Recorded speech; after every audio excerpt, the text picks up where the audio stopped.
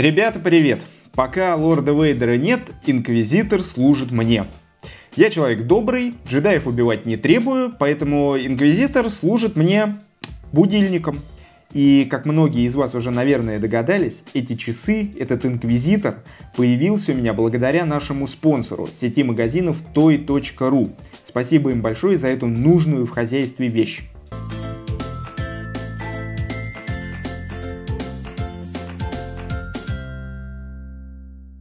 Я сейчас выставлю время, активирую будильник, а потом мы с вами посмотрим на инквизитора в действии. Самое интересное посмотреть, что он вытворяет своим мечом. С виду инквизитор как инквизитор. Точно такой же, как в мультсериале «Повстанцы». Лысая башка, желтые глаза, на лице красные татуировки. Или что это такое? Согласитесь, чем-то инквизитор смахивает на Куан Чи из Mortal Kombat. И немного на нашего Кощея тоже похож. Но имперские знаки на броне дают однозначный ответ. Инквизитор — герой Звездных войн. И герой довольно скверный. Его задача — поиск и уничтожение джедаев, которым удалось пережить приказ 66. Также инквизитор должен переманить на темную сторону чувствительных к силе детей, чтобы в будущем те не стали подаванами, а впоследствии и рыцарями джедай.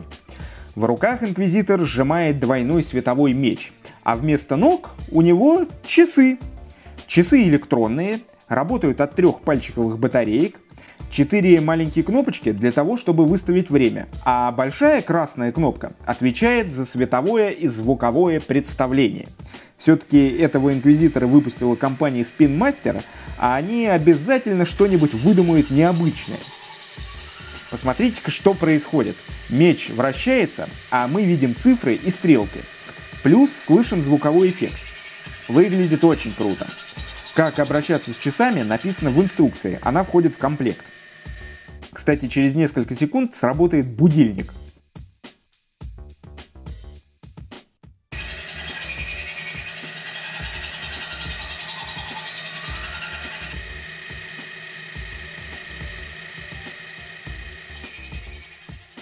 Да уж, с таким инквизитором премьеру 7-го эпизода теперь точно не проспишь. А я еще раз хочу поблагодарить за поддержку нашего спонсора, сеть магазинов toy.ru. Ссылка на этого инквизитора будет в описании к ролику. И надеюсь, с вами скоро увидимся. До скорой встречи. Пока.